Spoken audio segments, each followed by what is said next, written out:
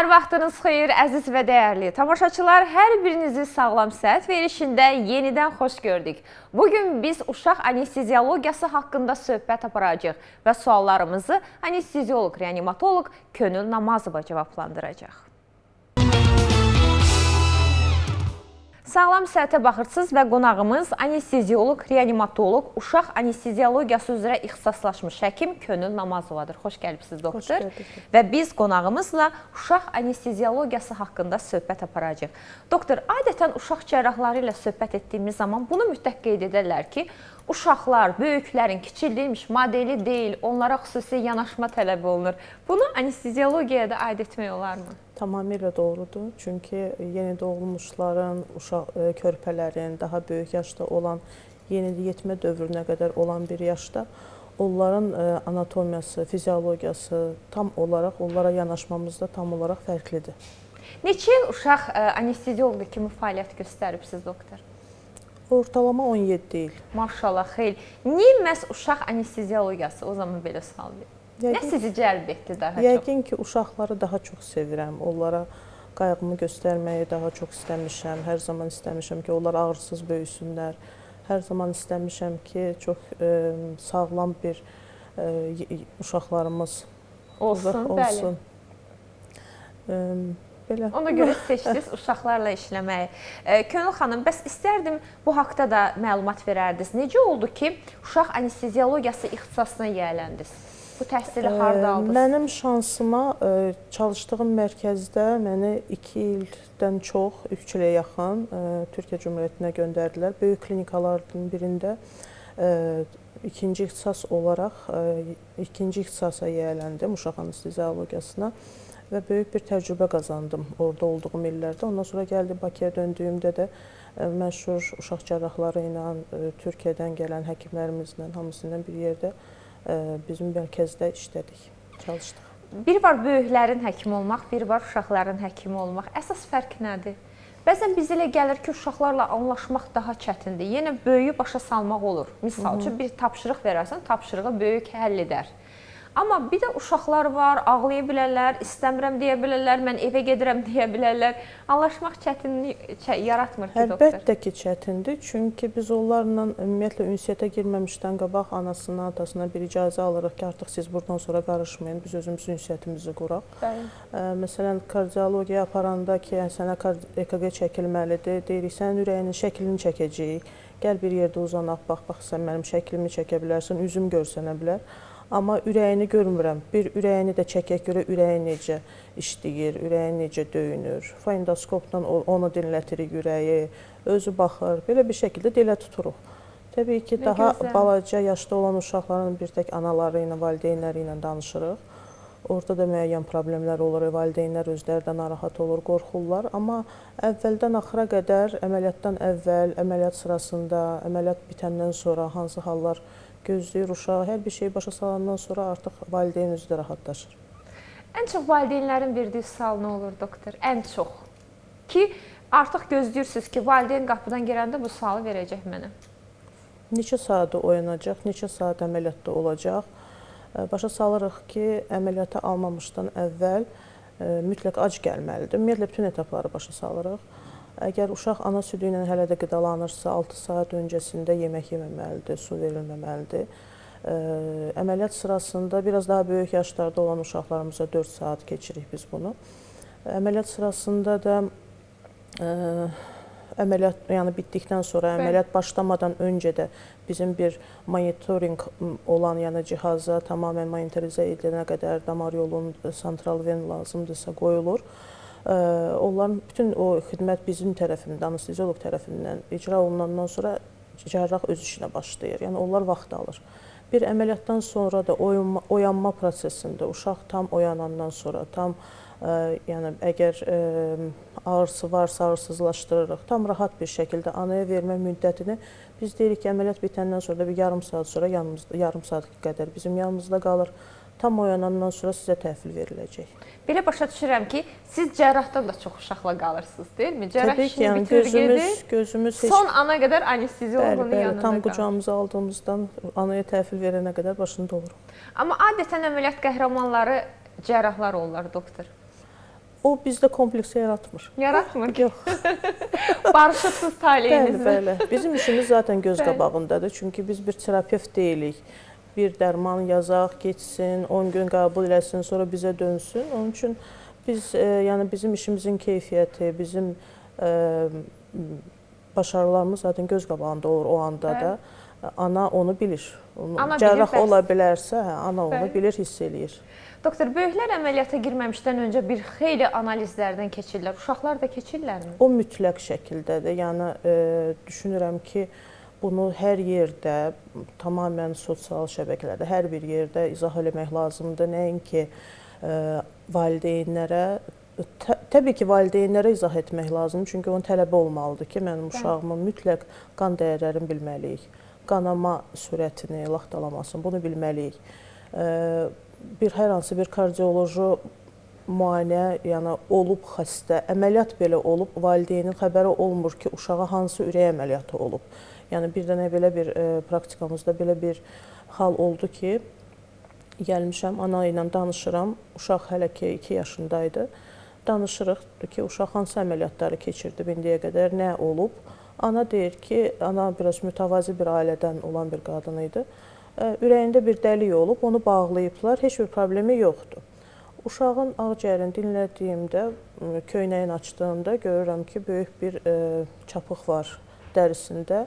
Sən demə, bunun ən ağır əməliyyatlardan biri falotetradası əməliyyatı olub. Ondan sonra onun artıq kardiocərrahı ilə danışandan sonra hansı dərmanlar verilir. Ondan sonra yəni aşkar olundu ki, uşaqda çox ciddi bir ürək qüsurları olub, bir neçə ürək qüsuru və onun təmiri olub. Düşünürəm, bugünkü gün valideynlər daha az bu barədə məlumatlandırılmalıdırlar. Yəni agah olmalıdır valideynlər. Məlumatlı olmalıdır. Məlumatlı olmalıdırlar, bəli. Bəzən həkimlər şikayət edirlər, hətta böyük pasientlərdə belə hallar olur. Xəstə deyir, qapıdan içəri girir, deyir, doktor, 10 ildir bu xəstəlikdən əziyyət çəkirəm, soruşuram, xəstəlik nədir? Deyir, var da kağızda bir aç bax gör nədir. Hətta özünün belə xəbəri olmur. Ananın bunun barəsində bir məlumatı olmadığı təəccübləndirdi məni ki, necə ola bilər belə bir hal. Ana bilməyə bilər. Ona görə əməliyyat öncəsi mütləq hemoqram, hemostaz, EKG lazımdırsa ağciyər rentgeni. Bu mütləqdir, anesteziya üçün bu mütləqdir. Nəyə görə acı olmalıdır xəstə doktor əməliyyat öncəsi? Aspirasiya deyilən bir termin var tibbdə. Yəni qida borusundan tənəffüs yoluna tökülə biləcək bir mühtəviyyət ola bilər.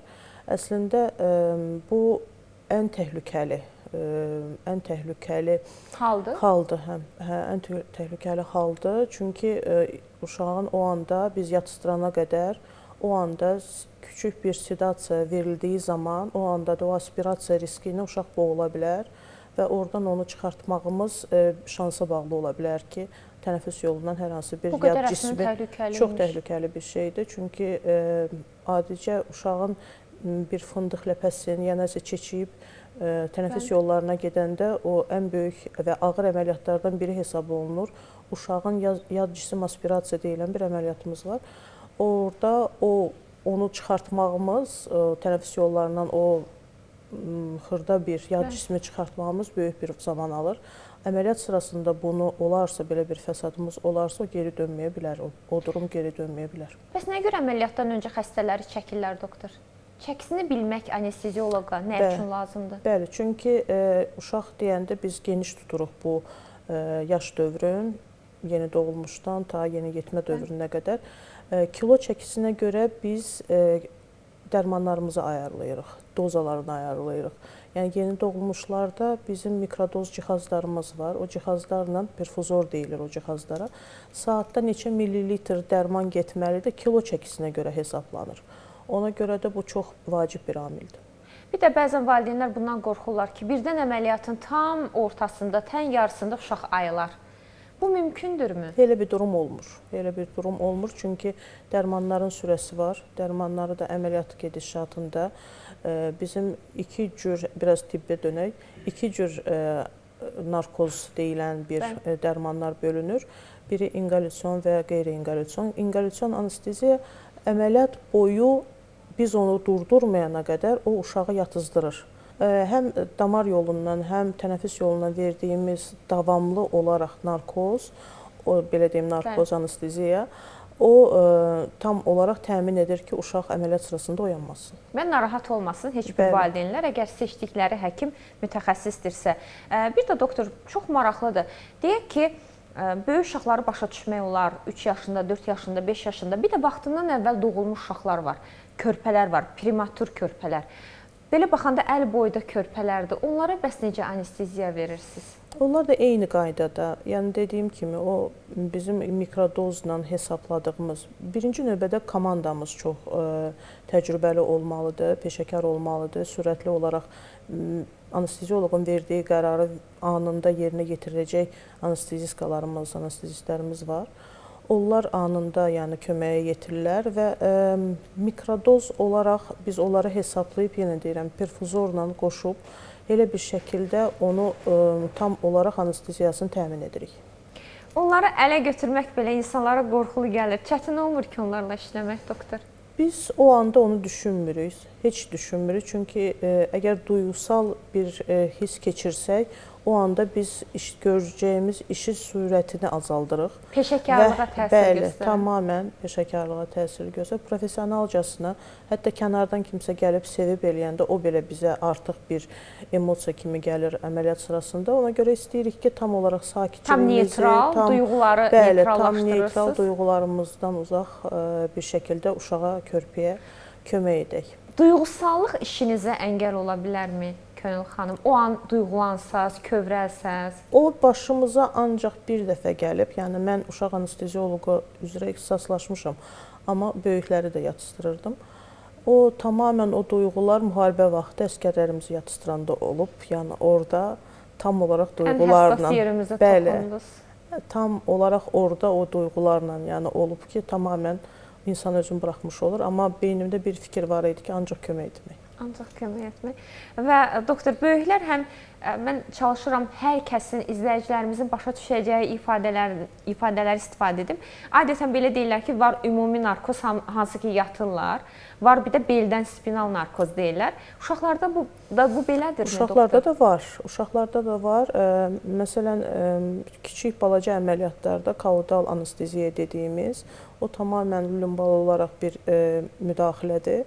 Əməliyyat sıramızı biraz daha az verə bilər, anesteziya sıramızı biraz daha az verə bilər, anesteziya dərmanlarımızı biraz daha az verə bilərik və o kaudal anesteziya ilə tam olaraq ağrısızlaşdırıb qeyd edə bilərik ki, uşaq heç bir ağrı hiss eləməsin. Doktor, bəs deyirlər ki, uşaq əgər narkoz alarsa, uşaq böyüyəndə çox əsəbi olar. Hətta hansı uşaq çox ərköyündürsə, sözə baxmırsa, valideynləri maksimum anlayış göstərməyə çalışır ki, işiniz olmasın, bu uşaq bir dəfə, 2 dəfə əməliyyat olub, narkoz alıb. Narkoz uşağı gələcəkdə əsəb edə bilərmi, sinir sisteminə təsir göstərə bilərmi, yoxsa bu sadəcə uşağın, belə deyək, ərköyünlüyü olur? 3 yaşına qədər əslində deyirlər ki, yəni belə bir təcrübəyə dayanırlar ki, 3 yaşına qədər əgər bir neçə dəfə uşaq əməliyyat olubsa, o zaman bir sinirsel olaraq bir dəyişiklik olur, amma bu öz sübutunu tapmayıb. Yəni belə bir hal olmur, çünki bizdə olub ki, yeni doğulmuş uşağa anadan gəlmə ürək qüsuru olub. Biz onu öncəsində bağırsaq əməliyyatı olub, keçməməzliyi olub. Onu təmir etdikdən bir həftə sonrasında da ürək əməliyyatına alınıb.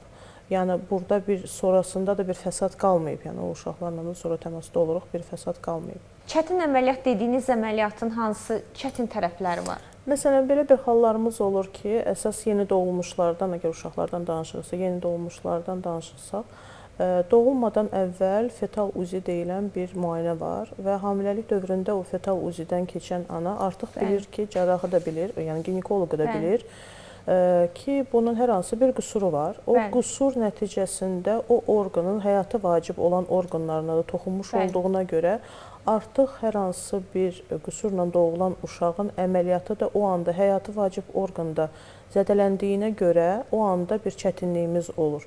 Məsələn, qida boru atreziyası, tamamilə qida borusu bağlanır və orada toplanan selik hər zaman tənəffüs yollarına düşür. Bu anesteziya tərəfindən havalandırmamızda böyük bir çətinliklər yaradır. Və yeni doğulmuşlarda diafraqmal yırtıq, eyni şəkildə tam diafraqmanı qaldıraraq ağciyərin tam atoliktazı olur və o anda da bizim yenə havalandırma problemimiz olur, ürək problemləri olur. Yəni problemlər çox ola bilər. Yəni risklər hər zaman var, bütün əməliyyatlarda da var. Az çəki ilə doğulan körpələrə hansı yanaşma olmalıdır? Birinci növbədə nəzərə alınmalıdır ki, onların sinir sistemi, onların tənəffüs sistemi, qaraciyər, böyrək sistemi tam olaraq formalaşmayıb. Ona görə də hər bir dozanı seçəndə, hər bir dərmanı seçəndə nəzərə alıb elə bir şəkildə uyğulayırıq. Yəni bir tək kiloya bağlı olan deyil. Hər hansı bir beyin problemi ilə doğulubsa uşaq, ona verdiyimiz dərmanlar fərqlənir. Yəni seçim olur dərman preparatlarında. Doktor, anesteziyadan sonra, narkozdan sonra hansı fəsadlar ola bilər? Mümkün risklər nələrdir? Fəsad dediyimiz halda əgər təcili əməliyyat olubsa, məsələn, və orada bir uşağın yaxın zamanlarda, yəni yaxın bir həftə, 2 həftə ərzində infeksion bir problemi olubsa, o oyandığında hər hansı bir bronxospazm, hər hansı bir tənəffüs çatılmazlığı müəyyən bir qısa dönəmdə olur və aradan da qaldırılır həmən. Bir ciddi bir problem olmur. Hər hansı bir uşağın ezofageal bir reflüsü varsa, qusma problemi əmələ gələ bilər. Yəni xəstənin əvvəldən bildiyimiz hər hansı bir problemi varsa, onun nəticəsində ola bilər. Amma əgər planlı şəkildə alırıqsa xəstəni, mütləq bunların hamısını soruşuruq. Yəni 2 həftə ərzində bir qrip kimi problemi olubmu, hər hansı bir infeksiya keçirdibsə, ertələyə biliriksə biz onu bir müddət ertələyirik ki, tam müalicə olub elə gəlsin. Amma təcili əməliyyatlar üçün bu keçərli deyil. Son sualında söhbətimizi yekunlaşdırmaq istəyirəm. Azərbaycanda hazırda uşaq anesteziyologiyasının durumunu necə dəyərləndirirsiniz? Çox gözəl bir sualdır. Əslində çox istəyərdim ki, rezidentura dövründən sonra da uşaq anesteziyologiyasına müəyyən bir vaxt, zaman ayrılsın ki, uşaq anesteziyologiyası əlavə olaraq Türkiyədəki olduğu kimi ikinci bir ixtisas kimi dəyərləndirilib və eğitimi keçsin. Gəldiyinizə görə təşəkkür edirəm, doktor. Çox sağ olun. Əziz tamaşaçılar, bizim qonağımız uşaq anesteziyoloqu Könül Namazova idi. Efirimiz isə davam edir. Sağlam səhətə baxırsınız və qonağımız uzman travmatoloq ortoped Vüqar Quliyevdir. Xoş gəlibsiniz, doktor. Xoş gördük. Və biz qonağımızla diz endoprotezləri haqqında söhbət aparacağıq. Doktor, son dövrün trend əməliyyatlarından biri də diz endoprotezləridir. Sosial mediada da çox tez qarşımıza çıxır. Niyə bu qədər trendləşdi bu əməliyyat, doktor? Əslində bu son 30 ilin nailiyyətləri deyək də, daha da texnologiya inkişaf etdikcə təbii ki, ağrılarla başa çıxmaq üçün bu metodlar da ortaya çıxdı. Buradakı önəmli nüanslardan biri odur ki, birinci növbədə bu əməliyyatlar xəstənin həyat keyfiyyətini artırmaq üçündür. Yəni ona görə bəzi xəstələr fikir ki, bu zəruridir, yox bu nədir, amma buradakı ən önəmli məqsəd insanın yaşam kalitəsini, yəni həyat keyfiyyətini artırmaqdır. Ona görə diz protezləri olur. Yəni xəstə məsələn yeriyə bilmir, ağrısı olur dizində. Ona görə oynaq dəyişməsinə gedir və nəticə etibarilə xəstənin həyatında hərəkətliliyini daha artırmış oluruq yəni. Son dönəmlərdə bunlar daha da artdı. Səbəb də odur ki, birincisi icbari tibbi sığorta ilə edilən əməliyyatlar içərisindədir. İkincisi əvvəlki illərlə müqayisə etdiyində insanlar təbii ki, araşdırırlar, görürlər ki, bəli, dünyanın hər yerində bu tip əməliyyatlar edir. Ona da səbəblə də bizdə də bənzər tendensiya davam edir. Yəni daha ürəkləniblər ki, bizdə bu əməliyyatı icra etdirək. Daha öncəsində mən 12 ilə yaxın Türkiyədə yaşamışım, 1 ilə yaxın Almaniyada olmuşum. Oradakı dönəmdə baxdığın zamana yaşlı xəstələrin çoxunda, yəni 70-in üstündə genəldə bir endoprotez olur, ya but çanağında, ya dizində, ya çiynində. Çünki həyat keyfiyyətini artırmaq üçün ona görə də yaşlı xəstələrdə istifadə edilən metodlardan biridir yəni. Endoprotez olunmazsa nə baş verər, doktor? Deyək ki, icra olunmazsa. Normalda belə izləyim də, artroz dediyimiz şey hər kəsdə olur və olacaqdır. Yəni necə ki, saçlar ağarır, dəri qırışlanır və nəticə etibarilə də oynaqların qığırdaq səthi yeyilməyə başlayır. Bu duzlaşmadırmı? Bəli, duzlaşma deyirlər, amma burada duz deyə bir şey yoxdur orada. Əslində o sadəcə qığırdaq soyulub dizin oynağın içərisinə düşdüyü üçün o kapsuldur, qapalı bir mühitdir. Dizin içəri xırçıltı gəlir, el arasında buna duzlaşma deyirlər, əslində duz falan yoxdur. Yəni, duzla bir əlaqəsi yoxdur. Duzla heç bir əlaqəsi yoxdur yəni. Doktor, bəs qəbul etdiyimiz duzla bir əlaqəsi varmı bu xəstəliyin yaranma səbəbi arasında? Elə bir araşdırma qarışma çıxmayıbdır. Yəni normalda çünki el arasında bilinən bir şeydir. Türklərdə də daha çox kireçləmə şey deyirlər. O bir tabir olaraq daha çox uyğun gəlir. O da dediyim ki, eyni şeydir. Yəni metodda qığırdaq soyulur, tökülür dizin içərisinə və nəticə etibarilə hərəkət etdiyi zaman xəstənin dizindən səs gəlir. Ona görə də duzlaşma, kireçləşmə Nə falan deyilir. orada yeyilir doktor? Göstərə bilərsiniz Burada zəhmət əsası olmasa? belə deyim də, normalda bu oynaq səthidir. Diz oynağı məsələn. Dizin oynağının üstünü qığırdaq örtür. Və yaş artdıqca, bu hərəkət olduqca bu qığırdaqlar yavaş-yavaş yiyilmələr yaranır. Əgər bir tərəfdə bir bölgədə yiyilmə varsa, biz yerdikcə, nərdivan çıxdıqca qarşı tərəfdə də bənzər şəkildə yiyilmə artır. Buna öpüşən lezionlar deyirlər. Eyni zamanda diz qapağının arxası da oynaq səthidir. Və hərəkət etdikcə, necə ki, maşın təkərinin tormoz qalıbları var. Onlar yeyildiyi kimi, necə ki, eyni yerdə görürsünüz, eyni mühitdə sürtündükcə yeyilmə hər yerdə olur. Bu da insan bədəninin biomexanikadır nəticə etibarilə, o da yeyilməyə tabi olur. Yəni, hər kəsin dizi əvvəl-axır o vəziyyətə düşə bilərmi, doktor? Bu yaşa düşə bilər. Normalı, işte, önəmli olan orada odur ki, dərəcəsinə görə dəyişir. Bəzi insanlar deyirsən ki, 50 yaşında qığırdaq yeyilmələr var. Bəzilərində deyirsən ki, yəni 80 yaşı var, heç bir sıxıntısı yoxdur. Bu tamamilə həyat tərzi, genetik faktorlar, yəni multifaktorial bir problemdir. Yəni. Çünki qığırdaq yapısı genel olaraq sadəcə bu dediyim öz yaşdan əlavətən də eşlik edən xəstəliklər, xüsusən revmatizmal xəstəliklər, oynaq iltihabları və yaxud da ki, xəstənin keçirilmiş mikrotravmalar, böyük travmalar, nəticə qığırdaq xəsarət yaradır. O da bu qığırdaq yeyilməsini artırır. İlk olaraq xəstədə hansı şikayətlər yaranır? Yeni başlayanda. Belə, bizim üçün ən önəmli, bizim diqqətimizi çəkən şikayəti xəstənin odur ki, 1. Nərdivan çıxarkən, nərdivan düşərkən ağrı olması. 2. Gecə axşam saatlarında xəstə uzanarkən, istirahət edərkən dizindən sızıltı gəlməsi. Deyək ki, dizim sızıldayır, göynüyür. 3. Xəstənin gecə yatıq yerdə yuxudan oyandıran ağrılar. Bunların hamısı artroz ağrılarına bir növü bizə göstərir şeyi, bu artroz ağrıları ola bilir. Ona görə birinci növbədə MRT falan gərək yoxdur. Birinci növbədə hər zaman ən optimal olaraq rentgen çəkilməlidir. Rəqəmsal rentgen çəkilir, qığırdaq səthinə baxılır. Eyni zamanda bizi narahat edən şübhəli bir şey olarsa, o zaman MRT çəkilir və daha qığırdaq təbəqəsi daha ətraflı incələnir. Yəni. Doktor, biz izləyicilərimiz bəzən yazırlar ki, dizimizdə ağrı var, amma ağrı kəsici ilə idarə edə bilirik. Deyək ki, hündür mərtəbəli binada yaşayıram. Əgər bugün, misal üçün, marketə, mağazaya gedəsiyəmsə, bir ağrı kəsici içirəm, gedirəm, gəlirəm, işimi həll edirəm. Və bizdən də istədikləri o olmur ki, bizi yaxşı bir həkimə yönəlt. Verilişinizə həkim gələndə daha yaxşı, daha güclü ağrı kəsici hansıdır, onu bizə desin deyirlər. Baxın, aylarla, illərlə ağrı kəsici ilə idarə etdiyimiz diz ağrıları sonda nə ilə nəticələnir, doktor? Yəni, nüans sonrasında ki, normalda sümük ağrıları üçün ağrı kəsicilər təbii ki, effektivdir. Amma buradakı nüans var ki, haraya qədər? Yəni, nə vaxta kimi ağrı kəsici istifadə edir? Çünki hər bir dərmanın özünün təsirləri də vardır. Ona görə birinci növbədə ağrı varsa, ən önəmlisi, mən xəstəyə atdığım zaman deyirəm ki, yəni, əgər sənin bir şikayətin varsa, anormal bir şey varsa, birinci növbədə mən sənə səbəb deməliyəm. Yəni, ağrının səbəbi nədir? Xəstə deyir ki, mən nərdivan çıxarkən, nərdivan düşərkən dizimdə ağrı olur. İncələnməlidir, qərar verməli ki, bu ağrının səbəbi nədir? Qığırdaq yeyilməsidirmi? Yoxsa meniskal patolojidirmi? Bağ yetməzliyidirmi? Yoxsa genel olaraq sempatik sinir sisteminin ağrılarıdırmı? Onlar öncəlikli olaraq müəyyənləşdirilməlidir. Çünki bəzi durumlar olur ki, xəstə diz ağrısından şikayətən gəlir, araşdırırsan ki, bu əslində dizlə əlaqədar bir sıxıntısı yoxdur. Xəstənin problemi beldə olan protruzya və yırtıq bənzər lezyonlardır. Yəni. Ona görə birinci səbəb müəyyənləşdirilir. Səbəb müəyyənləşdiriləndən sonrasında isə artıq nə edəcəyik ona qərar verəcəyik.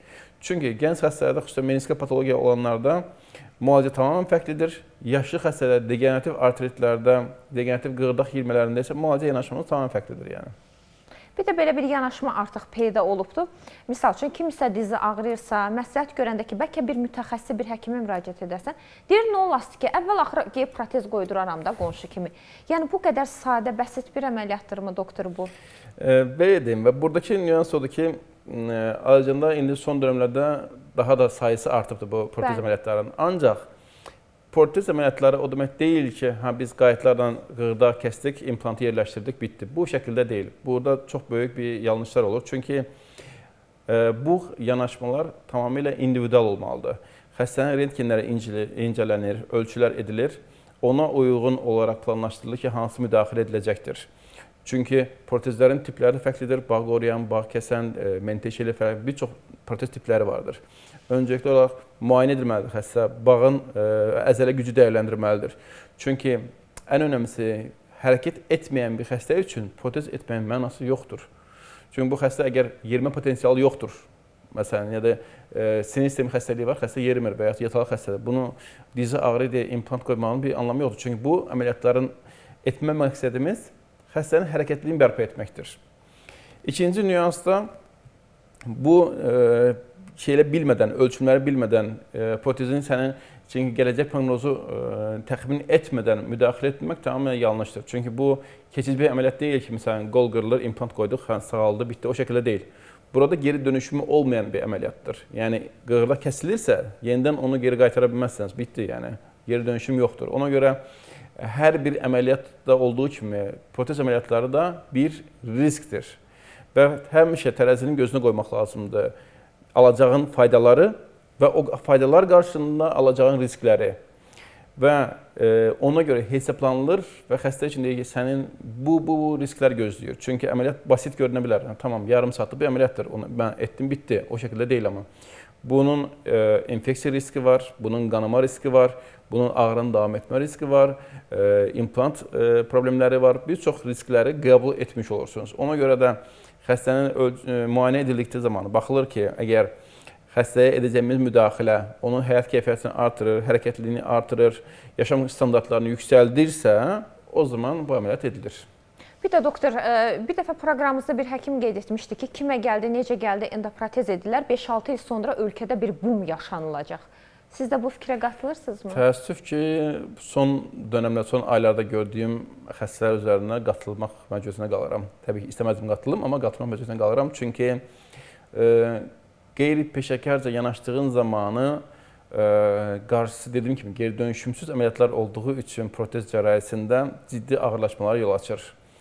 Xüsusən ölçümlər yanlış edildiyində, implantın yerləşməsi yanlış olduğu zamanı, çünki bu xəstə onun üzərində 3 il, 4 il yox. Yəni biz planlaşdırırıq ki, 15 il, 20 il bu şəkildə davam etsin. Amma xırda bir yanlışlıqlar ciddi problemə yol açır. Şey kimi düşünün, yəni binanın təməlindəki 5 sm-lik bir problem binanın üst mərtəbələrində artıq 1 metrə yaxın bir problemi ortaya çıxardır. Ona görə də müəyyən müddət sonra təbii ki, mən düşünürəm ki, revizyon cərrahəsi, revizyon dediyimiz yəni implantın çıxarılıb yeni revizyon implant qoyma cərrahəsi artacaqdır. Son dövrlərdə də əvvəllərdə məsələn sayılar ayda 1-2 idisə, indi ayda 3-4 xəstə olur ki, baxırıq ki, artıq bu xəstəyə revizyon gərəklidir. Yəni ya sümük çox kəsilibdir. Təkrar əməliyyat belə. Ya sümük kəsilmə yanlış kəsilibdir və yaxud da implant seçimi yanlış olubdur və yaxud da bağı yetməzliyi nəzərə alınmayıb dizdə çıxmalar var. Ona görə dildə kolay olsa da bu əslində çox mürəkkəb bir konfiqurasiya bir əməliyyatlardır. Yəni və bu təcrübə gərəkdirən bir şeydir. Mənim məzun olduğum klinik 9 Eylül Üniversitesidir. Bizdə ortalama aya 500-ə yaxın protez edilirdi. Sadəcə dizdən söhbət gedir. Və nə qədər çeşidliyini gördüyümü artıq siz təxmin edin, yəni bu müddət içərisində. Ona görə də biz bunu başladığımız zamanı öncə kitabından başlayırsan, yəni bu işin fəlsəfəsindən başlayırsan, sonra implantların növrənindən başlayırsan, ondan sonra hoca ilə bərabər bunu etdikcə zaman içərisində artıq professionallaşırsan. Əvvəl əməliyyat məsələn daha uzun çəkir, indiki durumda artıq və önəmli nöqtələrdən biri də mütləq şəkildə hər şeyi takib etmək lazımdır. Elmi araşdırma takib edilməlidir. Çünki hər gün texnologiya yenilənir. Əvvəllər məsələn insanlarda düyməli telefonlar idi, indi artıq tam ekran telefon istifadə edilir. Bu da tibb də o şəkildədir. Yəni 10 il əvvəlin implantları ilə indi istifadə edən implantlar ayrıdır. Ola bilsin ki, sabah daha fərqli implantlar meydana çıxarılsın, kəşf olunsun və onlar bir-iki xəstə özündə 10 minlərlə insan üstündə edilmiş təcrübə nəticəsində yaranan bir implantlardır. Çünki bu böyük bir sektordur. Ona görə də bu yenilikləri takib etmək lazımdır. Sadəcə implantın növlərindən falan deyil, eyni zamanda müalicədə hansılar əlavə olunur ya da tromboemboliya qarşılamaq üçün nələr istifadə olunmalıdır, turniketlə turniketsiz əməliyyatlar olmalıdır. Bunu, yəni hər an yenilikləri takib etmək lazımdır ki, həm bizim təcrübəmizə katkılar olsun, həm də ki, əməliyyat etdiyimiz xəstələr üçün faydalı olsun. Doktor, biri var ki, xəstə ilkin olaraq sizə müraciət edir və ilk əməliyyatını siz edirsiniz. Biri də var ki, artıq yanlış icra edilmiş bir əməliyyatı düzəltməli olursunuz. Yəqin ki, düzəliş etdiyiniz əməliyyat daha mı çətin əməliyyat olur? Daha çətinlikdən ziyadə buradakı nüans odur ki, detaylı bir hesablamaq. Öz əməliyyatlarımda mən Allah şükür indiyə qədər heç bir infeksiyon ya da qanama olan riskli xəstəmə olmayıbdır, elə bir durumlar. Amma revizyon cərrahəsində təsir toparlamaq hər zaman asan da olmur. Yəni bəzi xəstələr var ki, məsəl üçün implant əyridir, məsələn onu çıxartdıq, yenisini qoyduq, onunla məsələ həll olundu. Amma elə xəstələr olur ki, mövcud xəsarət geri dönüşümsüzdür. Məsəl üçün ön tərəf kəsikləri çox abartdığı zaman aşırı sümük itkisinə səbəb olur. O zaman biz yenidən sümük yarada bilmirik. Ona görə daha böyük implantlar istifadə olunur. Təbii ki, hər bir durumda, hər bir sonraki əməliyyatda risk daha da artmış olur nəticə etibarən. Daha çətinləşir, deyilmi? Onu soruşmaq çətinlikdən ziyadə daha çox həm maddi olaraq xəstəyə yük olur. Çünki primer diz implantlarını bilirsiniz ki, icbari sığortanı etmək olur. Amma revizyon icbari sığorta hələ ki yoxdur. Revizyon implantları da primer dizi implantlarından 3 qat, 4 qat qiymətinədir. Hətta revizyonun tümör protezləri var. Daha rezeksiyon etdiyimiz, yəni sümüyü çıxardıb yerinə metal qoyduğumuz implantlar olsun ya da ki həng dediyimiz, yəni menteşeli implantlar olsun, onlar daha da bahalıdır. Və ona görə maddiyyat çox yüksəlir. Maddiyyat yüksəlməkdən ziyadə risklər çox artır. Məsələn, normal dünya statistikasında hər 10.000 əməliyyatdan birində infeksiya görülə bilər. Bəzi ölkələrdə bu bində birə düşür. Yəni 1000 əməliyyatdan birində infeksiya görülə bilər. Bu qəbul edilən standartlar içərisindədir. Amma revizyon etdiyin zamanı artıq bu risk 10 dəfə artır. Üçüncü bir əməliyyat edirsən, artıq üçüncü dəfə diz açılırsa bu risk 10-da 1-ə düşür. Yəni 10 xəstənin birində infeksiya olur. Yəni o qədər yüksək bir rəqəmlərdir bunlar artıq. Nə həkim arzu etməz, nə də xəstə bunu arzu etməz. Çünki açdığın zamanı artıq toxuma da əvvəlki toxuma deyil. Çünki hər şey yapışıqlar şəklində olur. Necə ki, ümumi cərrahidə qarına bir dəfə müdaxilə edirsənsə, ikinci müdaxilə daha da çətinləşir, üçüncü də daha da çətinləşir. Diz də o şəkildə. Çünki əzəlilər dediyə toxumalar elə artıq birləşir. Elə böyük bir materialda yoxdur axı əlinizdə, doktor. Bunu bir dərzi və parça kimi təsəvvür etsək ki, bizə daha asan olar bunu təsəvvür etmək. Yəni istifadə etdiyiniz material da azalır, deyilmi? Ya əlinizdə qalan material da çox az olur. Əlinizdə qaldığı material azaldığı üçün də məsələ orasındakı məcbursan oradakı sümüyü əvəz etməlisən metalla. Və heç bir mükəmməl bir metal da, yəni implant da insan sümüyünün özü qədər keyfiyyətli ola bilməz. Yəni biz çünki onu səmətlə tutdururuq oraya və yaxud da ki, hansı firmadan asılı olmayaraqdan insan orijinal sümüyün qədər dəyərli bir şey yoxdur. Onu da biz əvəz etdikcə haraya qədər. Tamam, mən görmüşəm bunun daha da böyüklər cərrahini. Elə xəstə olub ki, biz komple bu but sümüyünü başdan sona dəyişdirmişik. Total femur protezlər deyilik, total but sümüyü protezlər vardır. Yəni çanaqdan etibarən dizə qədər komple dəyişdirə bilirik. Yəni ayda 10-12 bənzər əməliyyatlar olub ki, görmüşəm. Amma ki, bunun ikinci dediyim kimi riskləri çox yüksəkdir, infeksiyon riski yüksəkdir, qanama riski yüksəkdir. Ona görə mənim məsləhətim olardı ki, yəni indi rezidenturada oxuyan həkimlərimiz var, eyni zamanda işləyən həkimlərimiz var. Yenilikləri takib etsinlər və lazım olduğu zaman təcrübələnmək üçün istər Türkiyə olsun, istər Almaniya olsun, modern tibbin istifadə edildiyi yerlərdə öz təcrübələrini gəlişdirmək lazımdır. Çünki bu insan kitabda oxumaqla dizi açdığın elə deyil. Yəni o həmişə bizim hocalar misal gətirir, deyir ki, əməliyyat etdiyin zamanı venalar mavi, arteriyalar qırmızı, sinirlər sarı rəngdə deyil. Hamısı qırmızı rəngdədir. Hamısı qırmızı. Yəni hətta biz bu skeletin üzərində gördüyümüz kimi deyil, deyilmi? Heç bir göründüyü kimi deyil. Açdığın zaman hər şey qırmızıdır. Yəni. Hər şey. Anatomiyanı düzgün bilmədikdən sonra, məsələn, B-edimdə birinci növbədə mən bayaq dedim axı, təcrübə qazanmaq üçün biz ilk öncə insan biomexanikasını öyrənməliyik. But sümüyünün, qamış sümüyünün, dizin biomexanikası nədir? Küy açısı nədir? Hansı bucaqlar altında olmalıdır?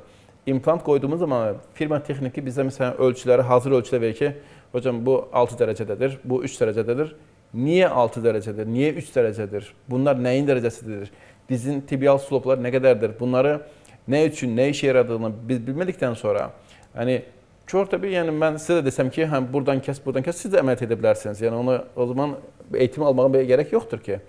Ona görə birinci növbədə bu işin fəlsəfəsindən sahib olmaq lazımdır. İşin anatomiyasından başlamaq lazımdır, biomexanikası öyrənmək lazımdır yəni.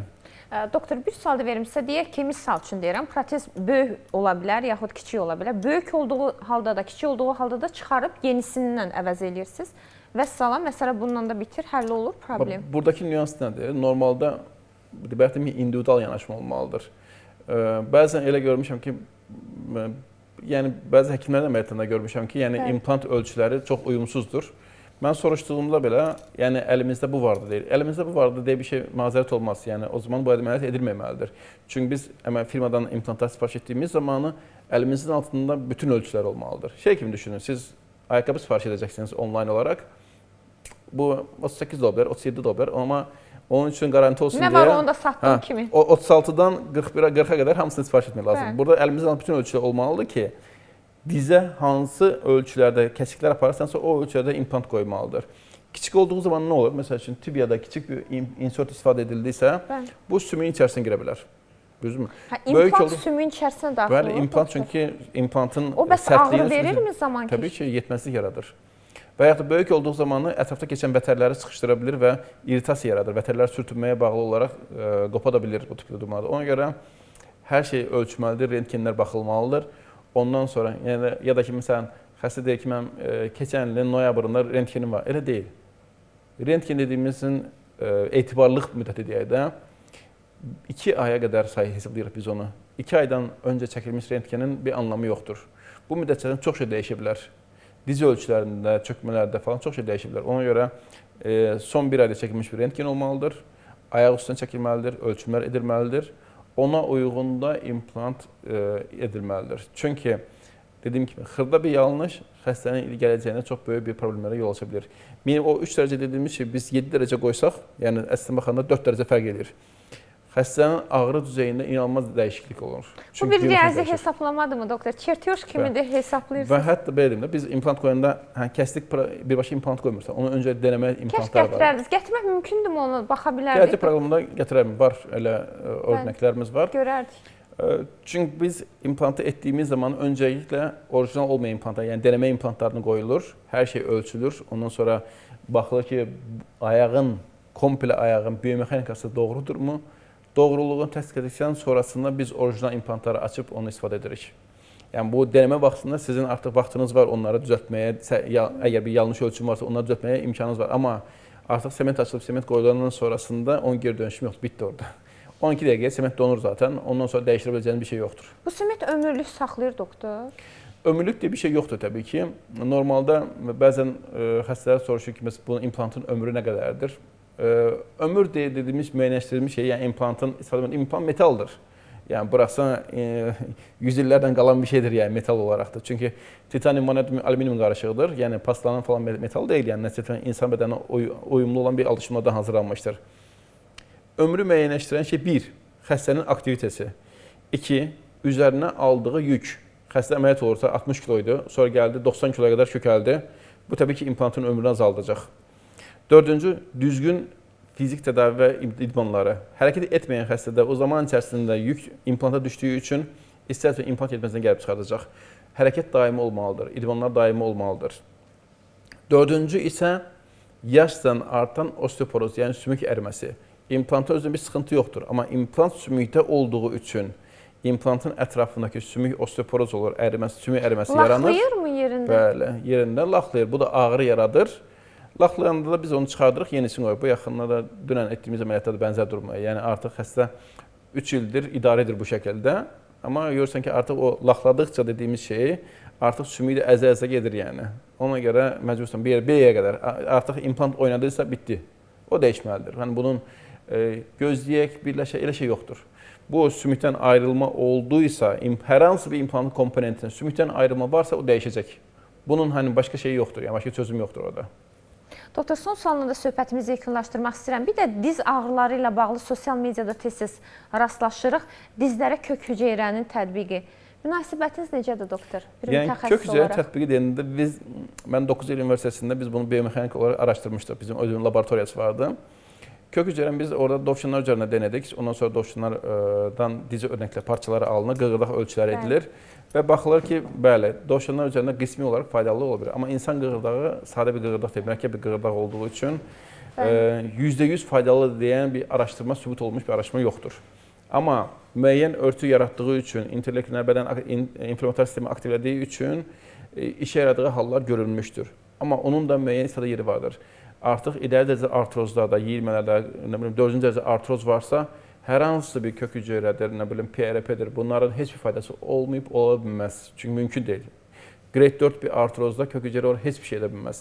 Yeni başlayan artrozlarda, aktiv insanlarda, gənc xəstələrdə qığırdağa şans vermək üçün etmək olar. Amma yaşlı xəstələrdə düz deyil, təəssüf ki, edilir, hər yerdə görürəm edildiyini. Onun faydasını illərlə biz universitetdə oxuyanda indi də mən görməmişəm və mənə görə uyğun deyil. Onun çünki kök hüceyrə dediyimiz şeyin faydalılıq prinsipi vardır, amma məhdud sahədə hər kəs tətbiq edilə biləcək bir şey deyil. Ona görə etdiyimiz zamanı istatistik olaraq onun faydalılıq əmsalı məsələn gənc xəstə 70%-ə qədər, yaşlı xəstədə 15-30% arasında dəyişir.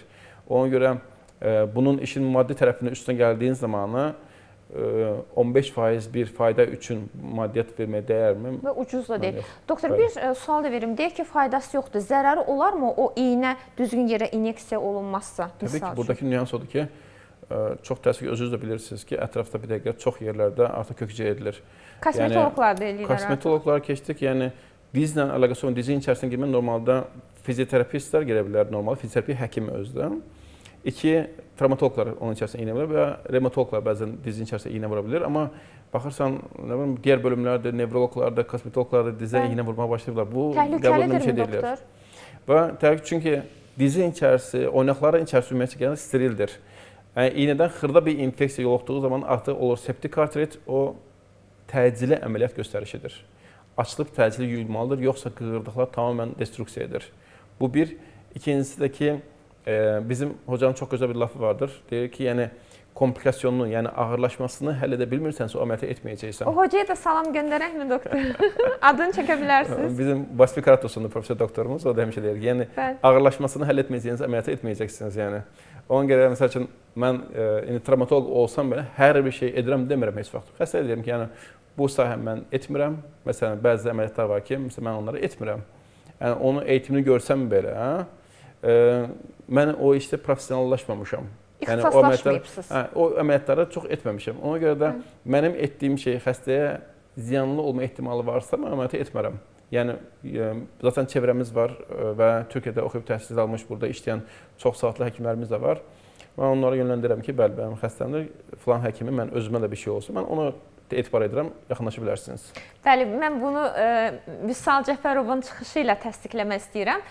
Uzman uşaq cərrahı var, Vüsal Cəfərov, bilmirəm tanıyırsınızmı? Bəli, proqramımıza qonaq olanda bu haqda söhbət etdik. Bəli, o ağır əməliyyatları icra edən mütəxəssis bir cərrahdır. Amma qeyd etdik ki, Könül xanım, bəzən uşaq 6 barmaqla doğulur. Mən o barmağı əməliyyat etmək mənim üçün çox asandır, amma mən əməliyyat etmirəm, başqa bir cərraha yönəldirəm. Soruşdum, niyə bu qədər ağır əməliyyatları edən həkim üçün 6-cı barmağı kəsmək nədir ki? Dedi, çünki onun ağırlaşmasını bilmirəm. Ağırlaşmasını bilmədiyim heç bir əməliyyatı da icra etmərəm. Bu bir həm həkim etikasıdır, həm də bir vicdan məsələsidir deyə düşünürəm. Doktor, bunun bir insanlıq tərəfi də var. Həkim olaraq bizim məqsədimiz insanlara faydalı olmaqdır. Hani sənin əgər güvəndiyin, məsəl üçün, xəstədə infeksiya varsa, mən infeksiyonistə yönləndirirəm, özüm dərman yazmıramsa, mən o infeksiyonistə güvənirəm və xəstəm üçün faydalı olmasını istəyirəm. Yoxsa o dərmanların hansı dərman yazması, onu biz də bilirik. Amma, məsələn, gentamisin istifadə edir, xəstədə karlıq yarada bilər, məsələn, o risklərdir, o ağırlaşma, mən ondan başa çıxa bilməyəcəmsə, o zaman o dərmanı infeksiyonist yazmaq, işin professionalına baxmaq lazımdır. Gəldiyinizə görə təşəkkür edirəm, doktor. Çox sağ olun, var olun. Əziz tamaşaçılar, bizim qonağımız uzman travmatoloq, ortoped Vüqar Quliyev idi. Geyimə görə isə hər zaman olduğu kimi Voma Butikə təşəkkür edirəm. Əziz xanımlar, bir-birindən gözəl geyimlərə sahib olmaq istəyirsinizsə, yolunuzu Voma Butikdən sala bilərsiniz. Təşəkkürlər, Voma Butik. Sizinlə isə sağollaşırıq. Yenidən sizin görüşünüzə gəlmək ümidi ilə ayrılırıq. Sağ olun, sağlıqla qalın.